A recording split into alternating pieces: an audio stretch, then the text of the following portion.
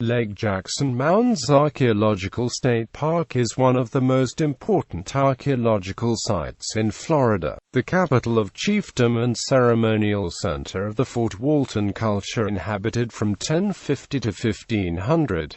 The complex originally included 7 earthwork mounds, a public plaza and numerous individual village residences. One of several major mound sites in the Florida Panhandle, the park is located in northern Tallahassee, on the south shore of Lake Jackson. The complex has been managed as a Florida state park since 1966. On May 6, 1971, the site was listed on the U.S. National Register of Historic Places as reference number 71,241.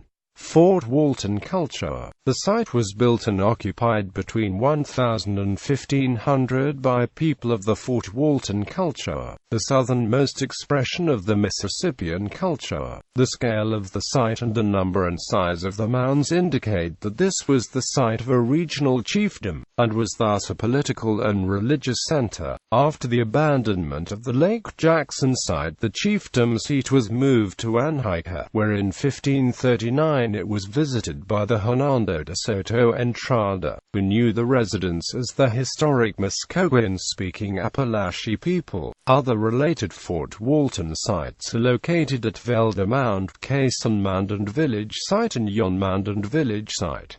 Site description. When the site was abandoned, it was a large complex that included 7 platform mounds, 6 arranged near a plaza and a 7th located 250 meters to the north. The mounds were the result of skilled planning, knowledge of soils and organization of numerous laborers over the period of many years. The ceremonial plaza was a large flat area, constructed and leveled for this purpose, where ritual games and gatherings took place.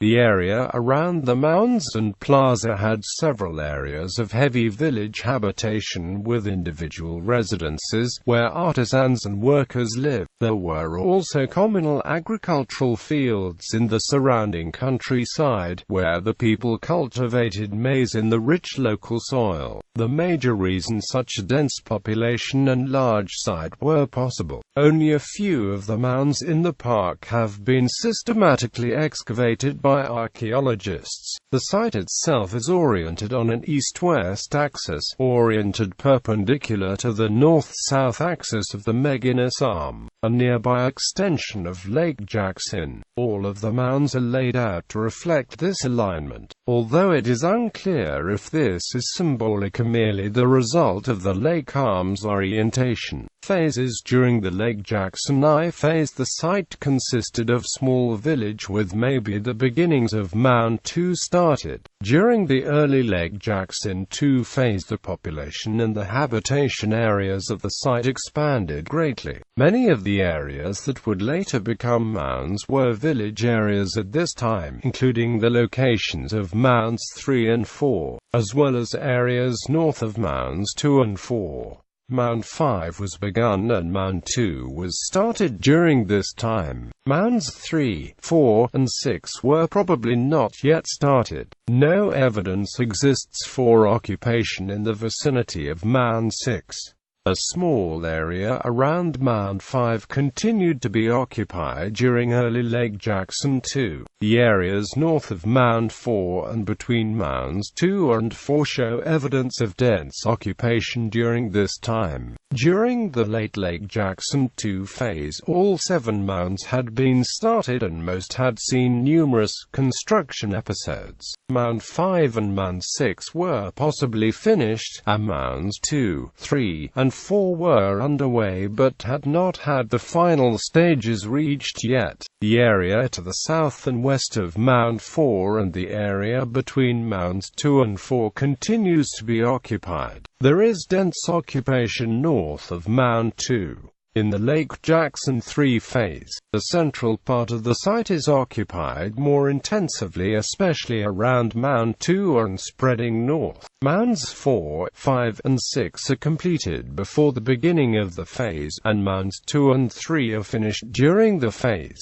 After this point at about 1500, the site is virtually abandoned. There is occasional evidence that the site is still visited in the succeeding Velda phase, but very few artifacts or evidence of habitation from this time period have been found. Ceramic chronology. Archaeologists use changes in ceramic styles to determine timelines for sites and entire regions. The ceramics found at Lake Jackson have been reconstructed into the following sequences using these ceramic markers. Mound 2 in the center of the complex is Mound 2, the largest and the best preserved mound at the site. It measures 36 feet high and 272 feet by 312 feet at the base. Like all of the mounds at the site where an original shape can be determined, it is a simple truncated pyramidal platform mound. Very little excavation has taken place at this mound, so not much is known about the construction sequence or what structures may have been built upon it. There was limited work done on the mound in 1947 by John Griffin in a salvage cleaned up after Voluta's Trench. He found a series of fill layers of black muck, various soil types, and caps of red clay. But as the cut was not through the entire mound or located near any structures, he could not learn much about its construction sequence or definitive purpose. It was most likely the first mound started at the site early in Fort Jackson's history. If it is similar to mounds at other sites, then it was the house platform of the ruler of the site, who was also possibly a paramount chief over many other sites. Mound 3, located 50 meters across a plaza to the south of Mound 2, is Mound 3, the third largest and third tallest mound at the site. Mound 3 was used as a mortuary mound by its builders. At the end of its construction, it was 5 meters in height and 44 by 48 meters at the base. Based on radiocarbon dating done during excavations, the mound is known to have been constructed between 760 years and 475 years before present, or approximately between 1190 to 1475. Below ground level of Mound 3 was a village midden showing residential occupation at this spot before the construction of the mound began. The first activity other than village occupation is a leveling of the location and pit dug and filled with 35 stone projectile points and burned organic material. This is covered over with a layer of clay and structure erected. This building may have been used for feasting rituals. After a period of time, this structure was then burned and the first 48 centimeters of mound layer was erected over it. The first burial is included in this layer. The mound was built up in intervals, with new levels being added in stages. The bulk of the mound fill was a mixture of scraped-up midden materials. White sand from the lakeshore was used as a first layer in each new episode, followed by mound fill, and then a red clay from nearby hills was put on in a thin layer as a final cap. The pattern of deposits of fill demonstrated that the earth was intentionally brought to the site in baskets, as individual basket loads could be detected during excavations. Post holes found on the mound summit indicated that buildings with encircling palisades were erected on the flat top. The last structure erected on the summit measured 7.3 by 9.3 meters and was aligned in a north-south axis just like the mound itself. This rectangular structure is unusual for Appalachian architecture, as most of the structures were round in shape. Archaeologists theorize this may be because of outside influences from other Mississippian centers where rectangular structures are common. The period burning, new fill layer, cap, and structure cycle was repeated 12 times in the 250-year lifespan of the mound. Based on studies at Cahokia and other Mississippian culture sites, scholars believe that structures were destroyed and the mounds renewed. with new higher layers of fill and new colored clay caps. The time span in between renewals at many sites suggests the average lifespan of a ruler and the death and replacement by a successor. The mound's location on private property outside the state-owned park meant it was not protected, as the mounds inside the park are, and it was leveled for use as fill dirt in the winter of 1975–1976. Before it was dug away. Calvin Jones, an archaeologist with the State of Florida Bureau of Historic Sites and Properties, conducted a salvage operation. He recovered 24 burials from Mound 3, with others known to have been lost in the destruction of the mound. 7 of the 12 levels that had been the top of the mound had graves dug into them. Graves dug into the other levels may have been lost as the mound was destroyed. The burials were in deep pits, some lined with split logs, but each grave was kept track of as none were dug down into previous graves. Before burial, the bodies were wrapped in cloth and an embossed copper plate placed on the chest. They were then wrapped in leather and cane matting and placed into the prepared pit graves and split logs placed over them. This entire procedure of wrapping the body is reminiscent of bundling, a practice used for sacred objects which has a long history among native North Americans.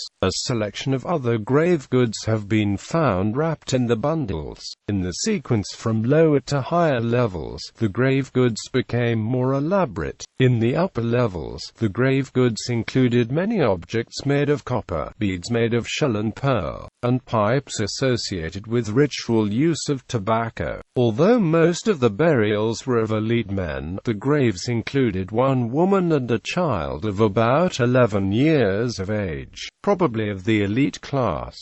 One of the bodies had been cremated. The bones of a dog were found on top of one of the clay levels that was an earlier top surface of the mound. Mound 1 was partially excavated in the mid to late 1950s by Charles H. Fairbanks and Hale G. Smith for the Department of Anthropology at Florida State University. All information from the excavation except for a single photo and a partial list of artifacts found are currently missing and presumed lost. Mound 1 is the only mound not currently located within the boundaries of the park and remains privately owned. Mound 4 was built between 1250 to 1400.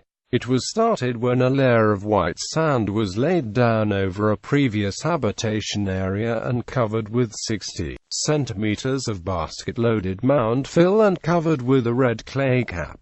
It had several more similar construction phases. A series of post holes were discovered at the summit by John Griffin in 1947, but due to time constraints with the work season he could not proceed any further. Mound 5, the smallest mound at the site, went through at least 2 phases of mound construction. It was built over a former village area but did not receive a coat of white sand before mound construction, as did Mound 4. It seems to have been abandoned sometime during the late Lake Jackson phase. Mound 6 was also built on top of an earlier habitation area, and was also given a layer of light-colored sand before the mound was started. Several layers were added over the years and evidence for habitation structures was found on the successive summits. Artifacts found in the mound date to 1250 to 1400 during the late Lake Jackson 2 phase. Mound 7 has never been excavated and has almost nothing known about it. Its seriously degraded shape does not even permit its identification as a platform mound with certainty.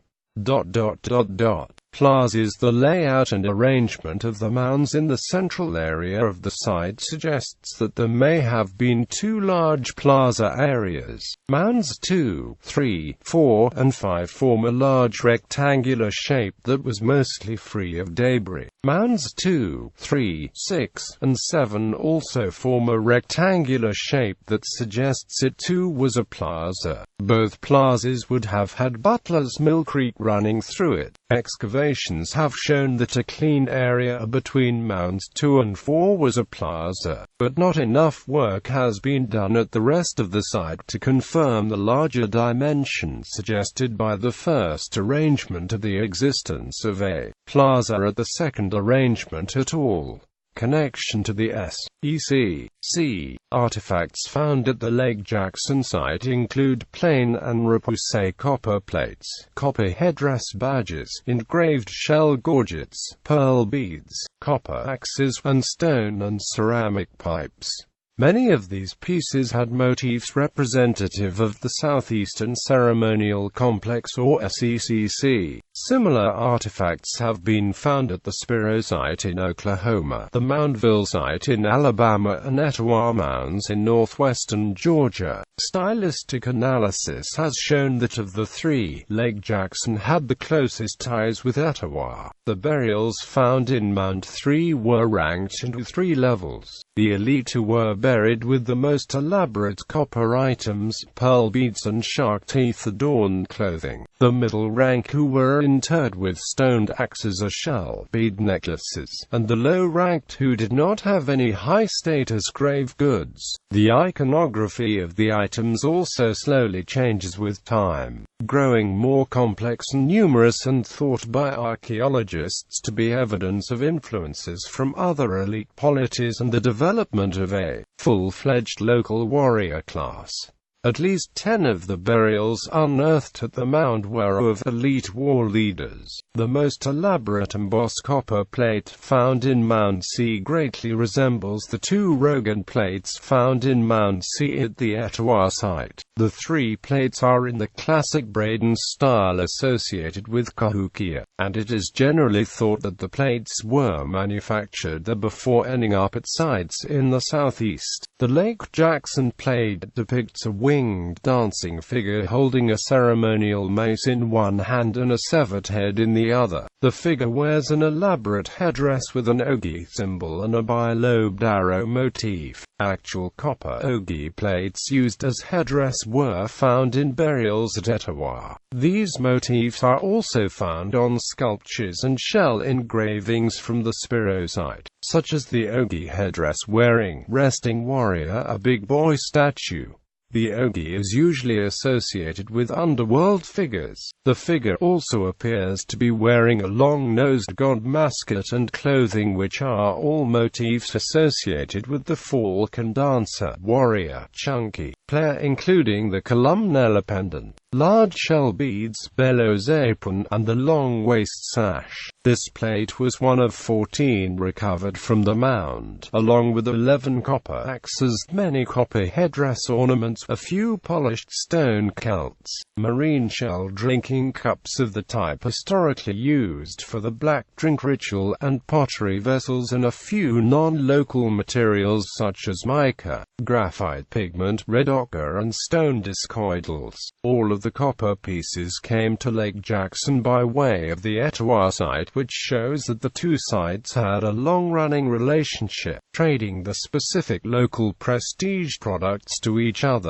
The Etowahans prized the whelk shells from the Gulf Coast for the making of shell gorgets and ritual drinking cups, and the Lake Jackson elites valued the prestigious Etowah plates and other copper objects. This monopoly on the shell trade by the Etowahans lasted until the fall of the chiefdom in about 1375, after which the elite status goods used in burials in Mound 3 come from other locations, mostly the northern Georgia and eastern Tennessee area. State Park. In May 1966, a T-shaped tract containing 11.5 acres was purchased by the state of Florida and designated the Lake Jackson Mounds State Archaeological Site, to be administered by the then Florida Department of Natural Resources. At the time of this purchase, 3/4 of Mound 2 was in the park, all of Mound 4 was included in the park, and about half of Mound 5. with the remaining other mounds still privately owned. Later more tracts were purchased, and as of 2007, only Mound 1 remained outside the boundary of the park. The large park has areas for such activities as trails for hiking and wooden tables for picnicking.